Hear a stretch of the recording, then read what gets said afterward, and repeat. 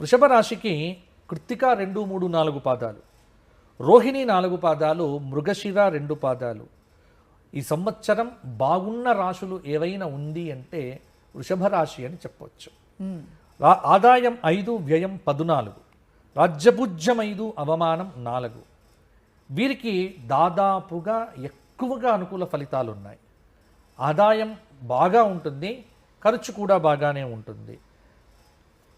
ఆర్థికమైనటువంటి ప్రణాళికలు అవసరం. అంటే ఎకనామికల్ ప్లానింగ్తో వెళ్తే వృషభ రాశి వారికి ఈ సంవత్సరం బాగుంటుంది.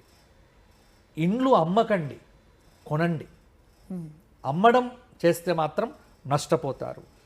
సంవత్సరం అంతా శని భగవానుడు లాభస్థానంలో ఉన్నాడు.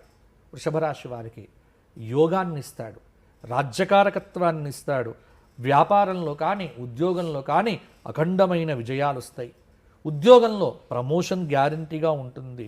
పట్టిందల్లా బంగారమా అన్నట్టుగా వృషభ రాశి వారు దాదాపు జూన్ తర్వాత కూడా ఇలాగే ఉంటారు. రాజకీయ నాయకులకు కీర్తి ప్రతిష్టలు పెరుగుతాయి. ఆధ్యాత్మిక యాత్రలు చేస్తారు.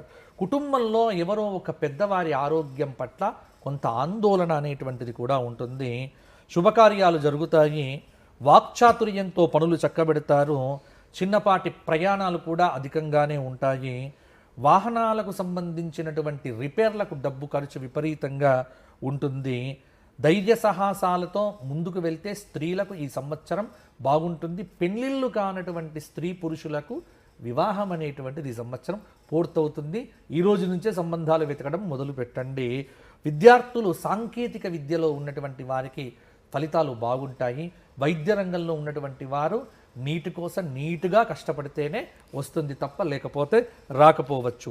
శ్రమకు తగిన ప్రతిఫలం తప్పకుండా ఉంటుంది. వృషభ రాశి వారికి గృహంలో శాంతి ఉంటుంది.